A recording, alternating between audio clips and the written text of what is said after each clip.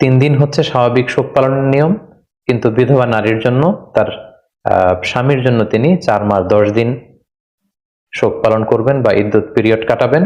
এবং সেক্ষেত্রে সারিয়া কিছু ডুজ এন্ড ডোন্টস দিয়েছে, যেমন এই 4 মাস 10 দিনের সময়কালে তিনি স্বামীর ঘরে অবস্থান করবেন, বিনা প্রয়োজনে বাইরে বেরোবেন না, তিনি খুব বেশি সাজসজ্জা করবেন না, মেকআপ করবেন না, খুব অতিমাত্রায় ডিজাইন করা রঙিন কাপড় পরে তিনি বেরোবেন না, সাধারণ জামা কাপড় পরে তিনি ঘরে অবস্থান করবেন।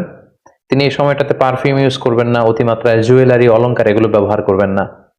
নিজের সৌন্দর্য বাড়ানোর জন্য সাজসজ্জা হিসেবে আমরা যে মেহেদি ব্যবহার করি বা চোখে কাজল দেই, এগুলো তিনি ব্যবহার করতে পারবেন না।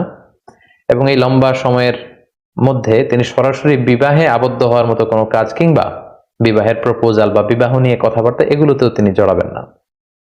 তবে জরুরি প্রয়োজনে তিনি তার স্বামীর ঘর থেকে বাইরে তিনি বেরোতে পারবেন। লেটসে ডাক্তারের কাছে যদি কোনো অ্যাপয়েন্টমেন্ট থাকে, অথবা তার জীবিকার জন্য যদি, যেহেতু স্বামী মারা গিয়েছে, উপার্জনের কোনো মাধ্যম নেই, তার নিজেকেই হয়তো উপার্জনের জন্য বের হতে হচ্ছে, কিংবা কোনো কিছু কেনাকাটার জন্য তার হয়তো আশেপাশে এমন কেউ নেই যেটা তাকে কেউ করে দিতে পারবে, সেক্ষেত্রে তিনি জরুরি প্রয়োজনে বের হতে পারবেন ইনশাআল্লাহ।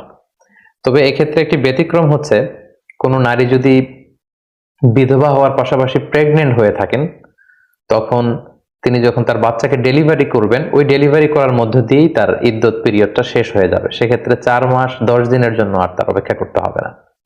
উদাহরণস্বরূপ, কোনো নারী হচ্ছে লেটসে আমরা বলতে পারি যে 8 মাসের গর্ভবতী একজন নারী, ইন দ্য মিন টাইম তার স্বামী মারা গেল, এবং স্বামী মারা যাওয়ার 10 দিন পরেই তার পেটের বাচ্চা ভূমিষ্ঠ হলো। সেক্ষেত্রে এই বাচ্চা ভূমিষ্ঠ হওয়ার মধ্য দিয়েই এই বিধবা নারী ওনার ইদ্যত পিরিয়ডকে শেষ করতে পারবেন। সেক্ষেত্রে তার 4 মাস 10 দিনের জন্য বসে থাকতে হবে না। কারণ আমরা শুরুতে বলেছি, এই 4 মাস 10 দিনের নেপথ্যে মূল কারণ হচ্ছে এইটা চেক করা যে তার গর্ভে তার লেট হাজব্যান্ডের কোনো স্পার্ম আছে কিনা, কোনো সন্তান আছে কিনা। আর সেই সন্তানই যখন ভূমিষ্ঠ হয়ে গিয়েছে, সেক্ষেত্রে আমরা এখন নিশ্চিতভাবে বলতে পারি যে আগের স্বামীর কোনো স্মৃতি এই বিধবা নারীর পেটের মধ্যে অবশিষ্ট নেই।